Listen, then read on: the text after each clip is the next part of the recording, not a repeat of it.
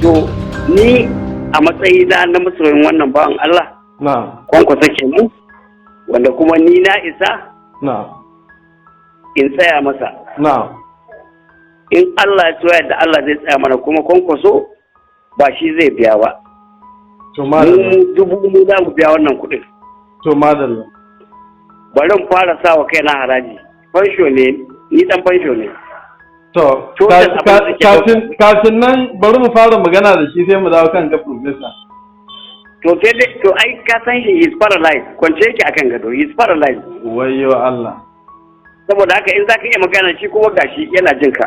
Ka gabatar da cikakken sunanka.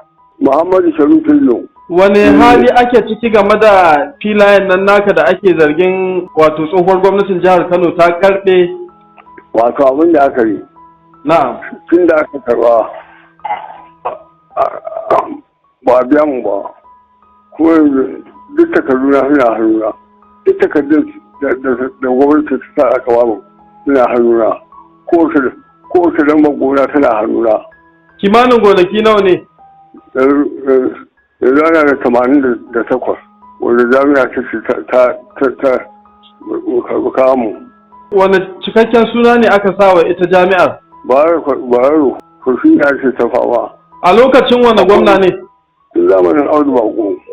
To, akwai 'yan uwanka da aka karɓi filayen nasu kuma aka biya su a wancan lokacin kai kaɗai ne wanda baka samu ka karɓi kuɗaɗenka ba?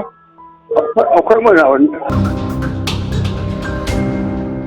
Da sunana Aliyu Abdullahi Jibiya wanda suka fi sani na sosai sun sani na da Dr. Ali Ɗangida.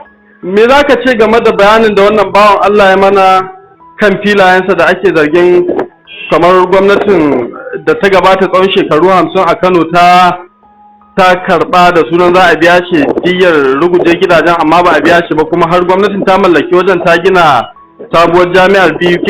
In ka ce hirar da muke da shi Sharif Bello. Na'am. Shekararsa sama da 50 yana kwance saboda an kwace masa filaye an gina sabuwar jami'a da su. Na'am. Saboda haka ni kuma sabuwar jami'an nan ina kishin ta domin a nan ne karatu na masters. Kuma receipt ɗin da yake kai yanzu ɗalibi na ne ni na kawo shi Bayero kuma har Allah ya sa ya kai matsayin da ya kai. Saboda haka ni abin da na yanke shawara zan yi insha Allahu zan roki masoya jagora wato Rabi'u Musa Kwankwaso.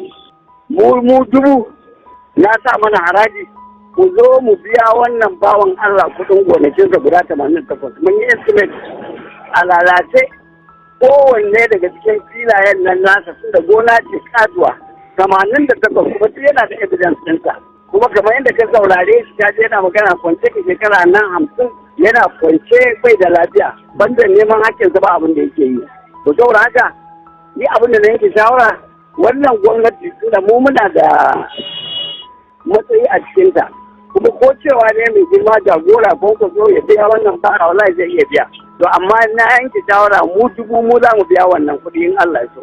Kana ganin babu buƙatar masu ruwa da tsaki a gwamnati kan irin wannan lamarin su shigo don biyan shi alhakin nasa? A halin da yake ciki shekara kusan 100 gare shi yana kwance sama da shekara 50 bai da lafiya. Zancen ka ce ka je kotu ba ta lokacin ka zaka wata kotun ce zaka je wanda za ta maka adalci a kotun Najeriya. Saboda haka a taimaki wannan ban Allah kawai a bashi haƙƙinsa. Shi yasa na yi wani tsarin da in Allah ya zuwa yadda akalla za a rage masa ɗin bala'in da yake ciki. Ka gaya mana wasu kaɗan daga ciki ko da mutum 5 ne daga cikin mutanen da kake ganin za a yi ta goma shi don tattara waɗannan kuɗaɗe. Akalla ne na bari na saba ma mutum 10. Ni dai na ce na bada 50,000. Albashi na koko fansho na bai kai 200,000 ma amma na bada 50,000 a wannan wata insha Allah. Sannan akwai wannan Mubarak da shi da wani ɗalibi na shi ma na ce na ɗora musu 50,000. Akwai Jafar ɗaya daga cikin masoyan jagora kuma wanda yake fafutukar kwato hakkin mutane. Ba zan sa mai miliyan 1 ba amma dai akalla na sa mai 100,000 shi ma. Kula mabukarce mai kuɗi ne na sa masa 500,000. Ka ji mutum 5 kenan ko? Na'am. Sannan duk wani wanda ya cikin wayannan mutane wato 1000 da na lissafa? Na'am. Akalla idan kowa har ba shi gwamnan ma. Shi gwamna miliyan 5 ma na sa masa. To ire-iren shi gwamnan fa? Kwamishinoninsa kuma kowa na sa masa 100,000. mataimakin gwamna na sa wasan miliyan 1 mu tattara mu 1000 mu biya wannan shi jagora ba ma son ba da ko sizin kobo saboda a halin da wannan bawan Allah yake ciki sai ka ji muryarsa in dai ba ana son ya karasa ba a taimaka a ceto shi ya kuma ceci iyalinsa. Wannan matakin da kuka ɗauka na nufin jin kai ga shi gwamna Audu Bako da ake zargin kamar lamarin ya faru a lokacin mulkinsa ne a madadin ku magoya bayan Rabi Musa Kwankwaso?